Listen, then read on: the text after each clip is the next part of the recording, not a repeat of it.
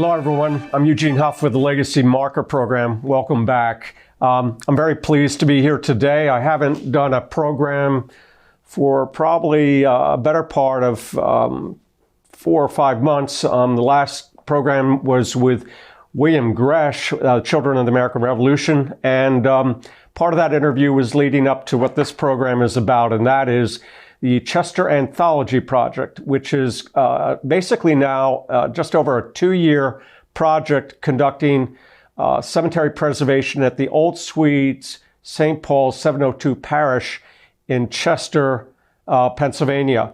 I'm very fortunate in the fact that the Daughters of the American Revolution are recognizing this as a state project, and I'm working with them and in the process of working and hopefully to have students from the Chester area and even from the main line to come down and help with a very interesting, almost history detective's approach of uncovering the numerous graves that we're close to, I would say close to over 650 to 700 graves there. And what's interesting is that in part of this presentation with some films, the use of drone technology, as well as a follow-up important survey done as a courtesy by a ground penetrating radar engineering group, we're able to authenticate and compare those authentications of that research utilizing maps from the Work Project Administration and also the church. So I think we're going to start off basically and thanking Kevin with Mainline TV, who came down in the morning when we did the drone shot and had the opportunity to conduct an interview of me. And what's interesting, this interview was conducted even before any funding was received from the Daughters of the American Revolution. So again, we're very excited, and this is an important image to see. We are working right now to hopefully make our case of support with the Daughters of American Revolution with Pennsylvania. In fact, next week in Gettysburg, for basically a first phase project up to 9 to 10 months, working with students from the Chester community, possibly students from the Shipley School, George School, and the Episcopal Academy to work together as teams, mentoring each other, to basically come in here to this 1696 cemetery, uncover and document the numerous graves that are here. There are probably 265 graves, if I recall is correct, but more than 150 are below ground, no more than 4 inches.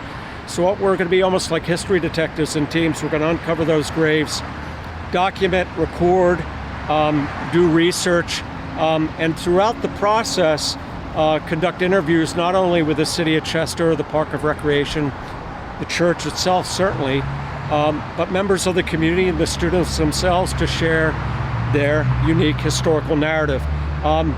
This project is also part of Celebrate America's 250th, the signing of the Declaration of Independence.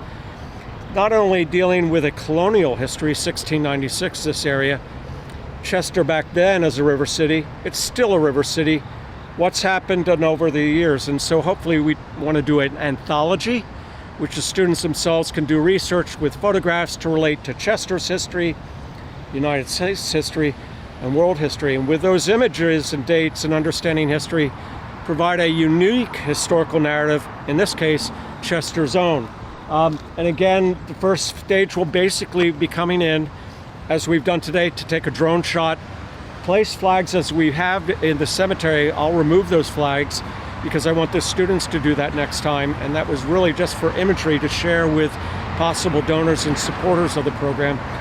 And then come in with ground penetrating radar and do an actual engineering schematic design of the grave sites, recognizing that the Works Project Administration came through here and did a wonderful job documenting the graves back then, and the church indeed had wonderful maps. But even with all that, there's a lot of information that is unavailable. So we're going to slowly pull back the layers of the onion and learn something about this community, and it's going to be very exciting. So we look forward to certainly working with Mainline TV to help us promote these types of projects, and I'll give a shout out to Kevin with Mainline TV and other film cinematographers that are going to be involved here.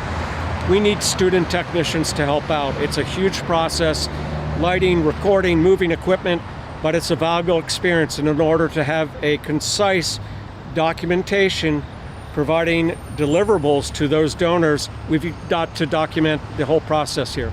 Basically, what I did today was to place white flags where we know, or I know, actual stones are. Blue flags are where tentative stones are based upon slightly exposed stone or sunken areas. Again, we'll be able to determine more accurately with the earlier maps and the GPR to authenticate. But you can see it's a significant number of graves out there that need to be documented, and we're excited about the process, not only using technology, but also the slow, important process of safe, hands-on, team-mentored activities for our youth, because this is something they'll never forget.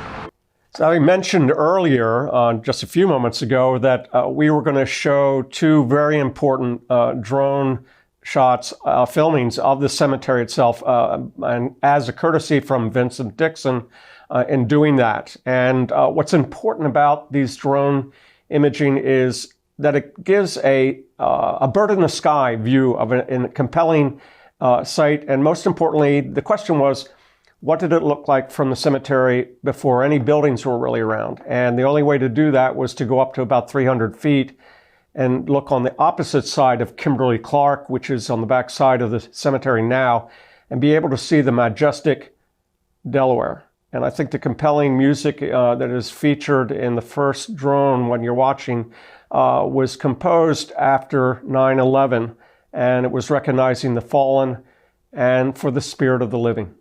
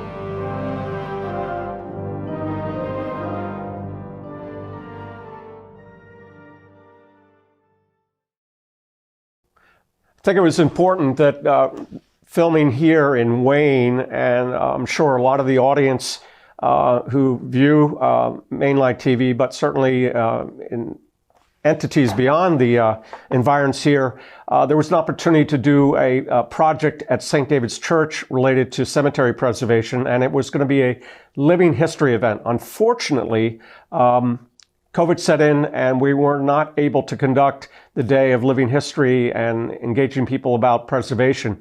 But again, Vincent Dixon was on hand, and the idea was, how do we embody the history of St. David's? And one of the members said, well, look, let's do a drone shot of Gene dressed in his colonial kit, and we'll title it History at the Bridge. And so this short drone image film, I think, is very powerful. And what was wonderful, I think, there was mist, and we had no idea there was going to be mist in the background. I think you'll enjoy it.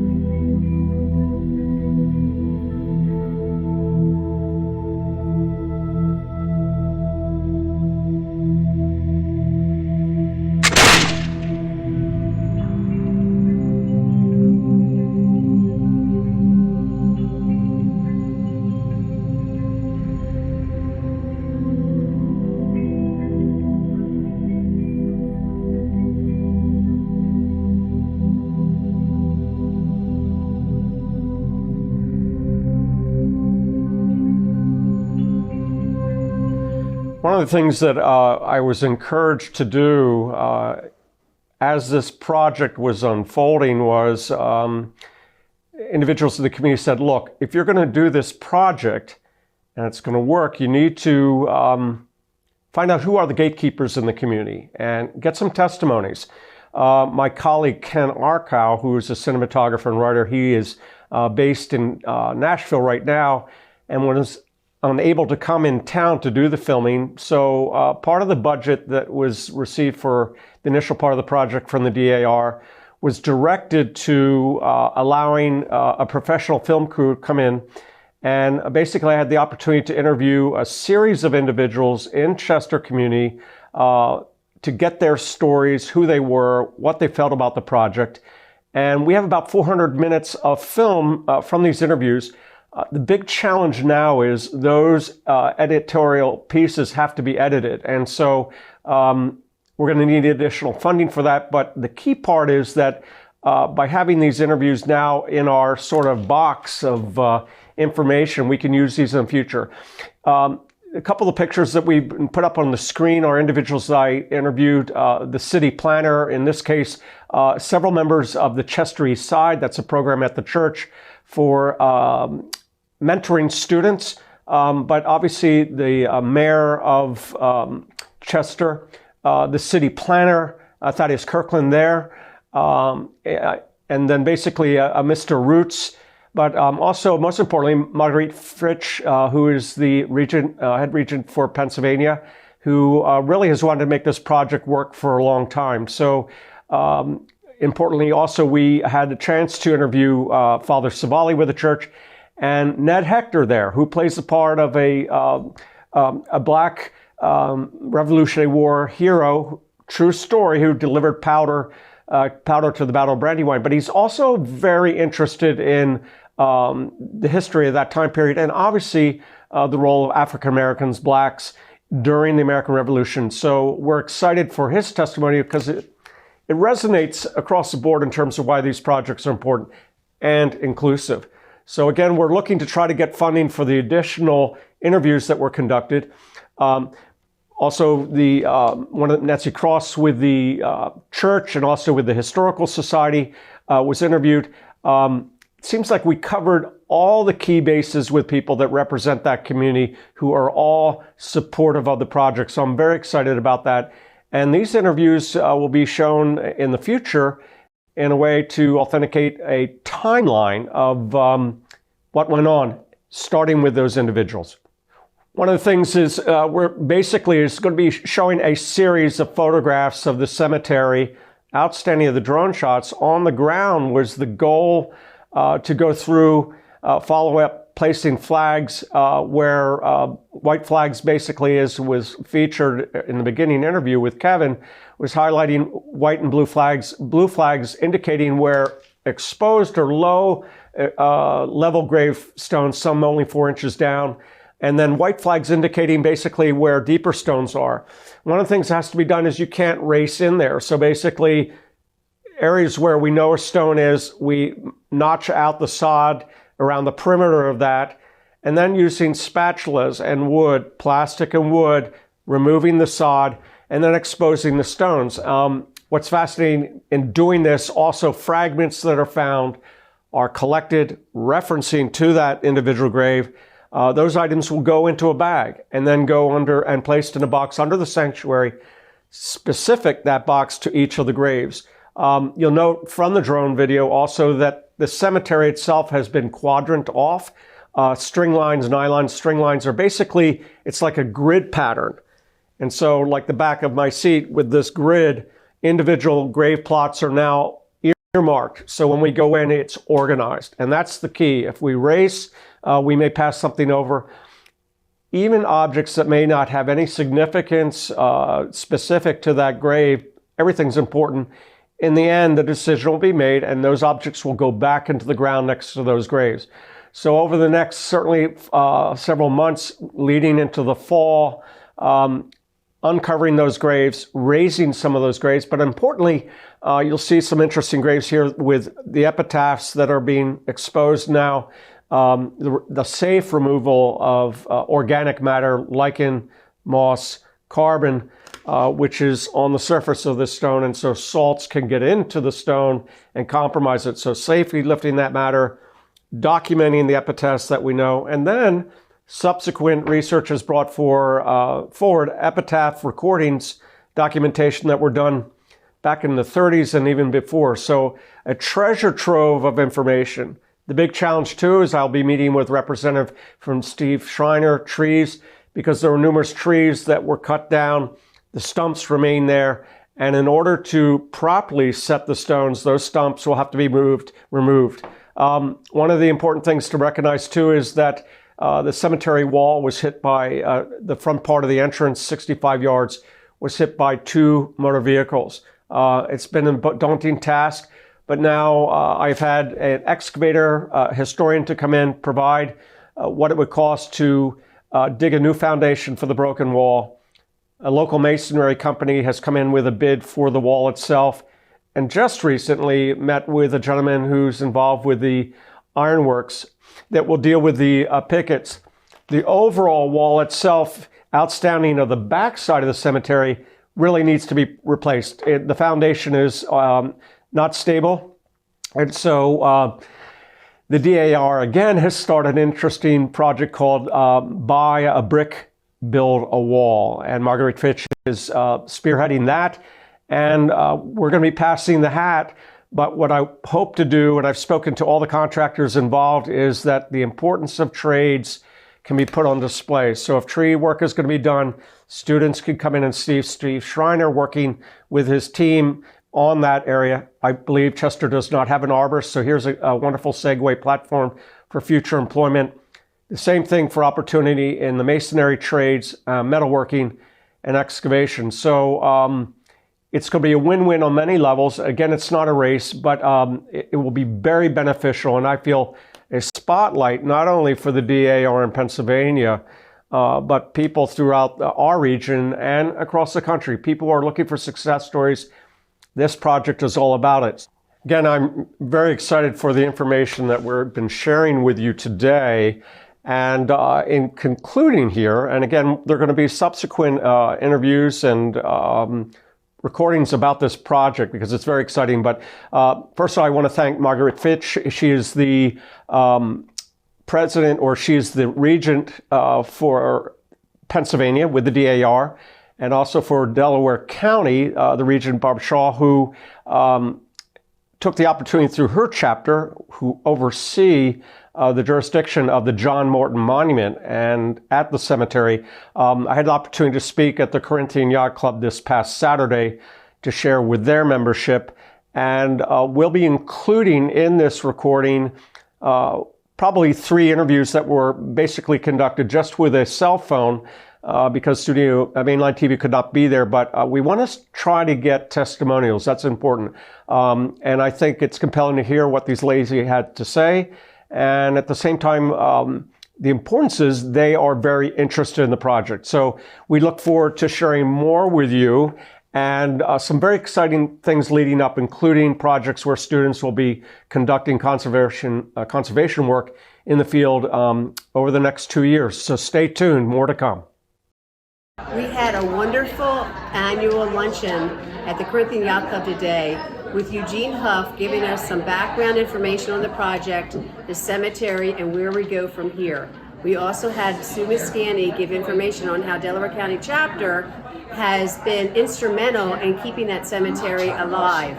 So with the help of everybody, we will make this happen because their daughters in 1903, 1904 made it happen. In 2023, we're going to do it as well. I am so excited about Gene taking on this cemetery project. The fact that William Penn actually landed in Chester, the fact that this cemetery is so old and carries so much history for the city of Chester and for Delaware County, it's important after all these years that this project be taken on, supported, and becomes a success story for the city of Chester. Thank you.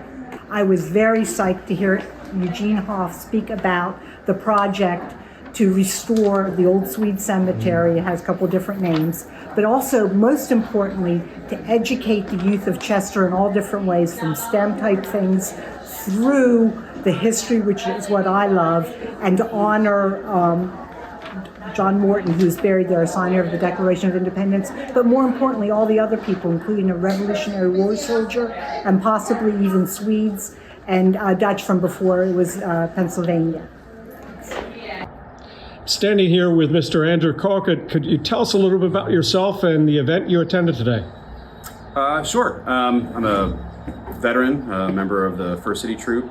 I was a guest here today of the DAR for their annual luncheon, and Mr. Eugene Hough made a presentation about some preservation work of the cemetery in Chester and the importance of preserving it. It's derelict, a lot of neglect, but there's been this great motivation from Gene himself and these ladies in the DAR coming together to finally right some wrongs and put some effort into marking headstones and preserving it for future generations. Well, it's not a controversial issue. It's something that is, our American history, our collective history. Everybody needs to get behind that cause. If history is lost, we lose it forever. That should not be a parking lot. That shouldn't be a development. It shouldn't be a big corporate building there. Those are lives of people, veterans, people from our own community, and they need to be remembered. And when you live amongst history, it makes you a better citizen.